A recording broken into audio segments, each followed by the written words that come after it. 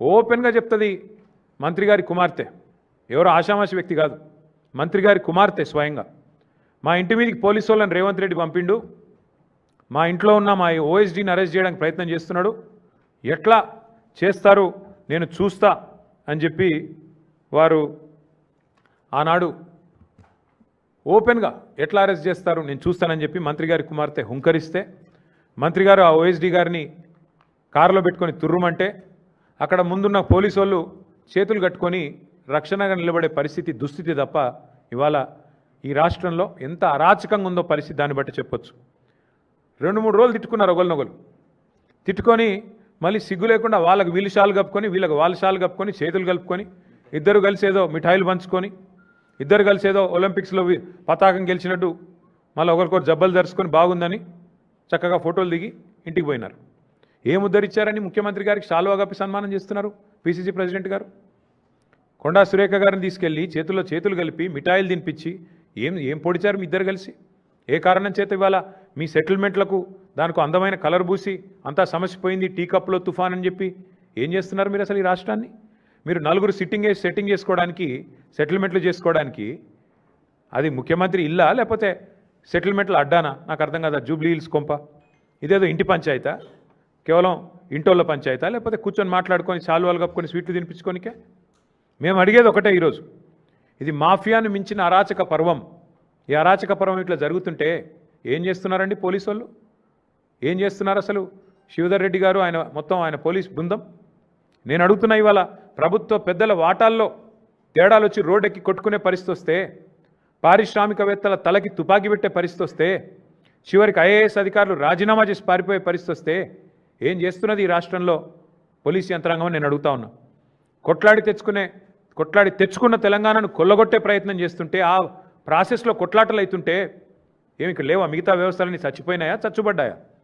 ఇంత దారుణంగా ఉంటుందా పరిస్థితి?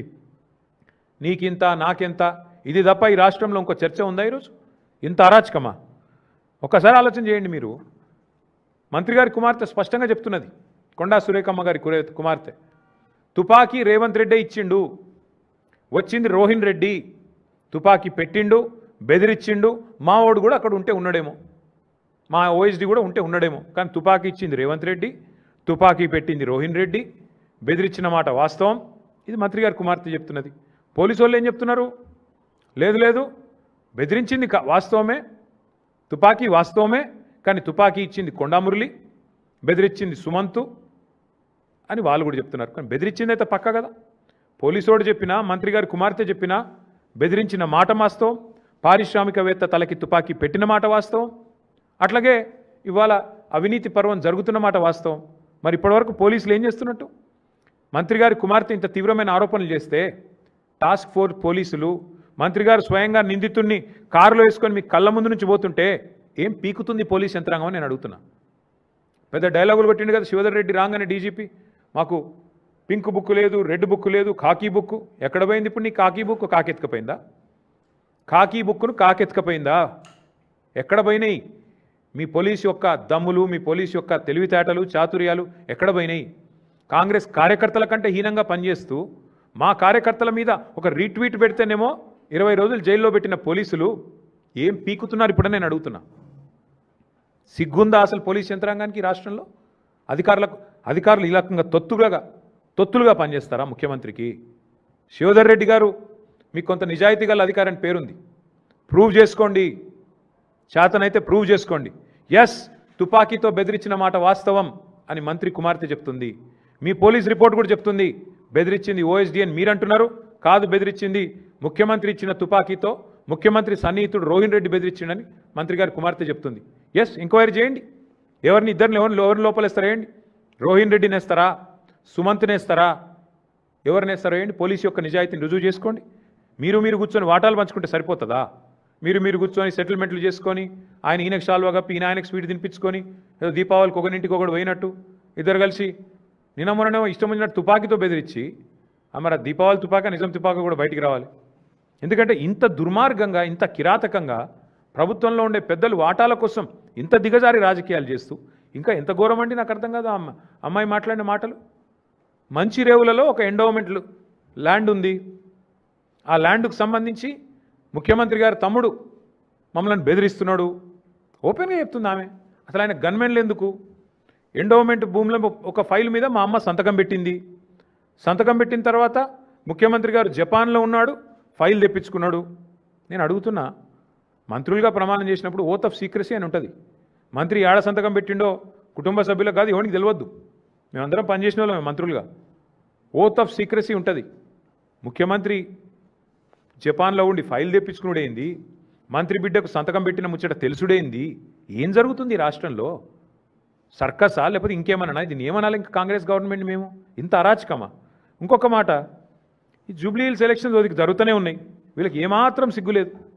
ప్రజలు ఏమనుకుంటారో అన్న సోయి కూడా లేదు. ఇక్కడ ఇట్లా రౌడీ ముక్కలు ఇక్కడనేమో తుపాకులు పట్టుకొని వీళ్ళు తిరుగుతారు. పారిశ్రామికవేత్తలకు తుపాకులు పెడతారు. ఇంకో దిక్కేమో ఊరేగింపులు తీస్తున్నారు సిగ్గు లేకుండా. రౌడీలను గుండాలను వేసుకొని ఊరేగింపులు. ఇదేనా మీరు ఏం మెసేజ్ ఇద్దాం అనుకుంటున్నారు దేశానికి, రాష్ట్రానికి? ఇంతమంది పెద్ద పెద్ద రౌడీ ముక్కలను వేసుకొని ఊరేగింపులు తీసి హైదరాబాద్లో ట్రాఫిక్ని స్తంభింపజేసి ఏం చేద్దాం అనుకుంటున్నారు ఈ రాష్ట్రాన్ని?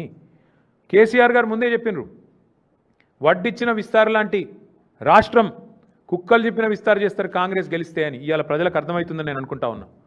చూడండి ఏం జరుగుతున్నదో, ఎంత అరాచకం జరుగుతున్నది.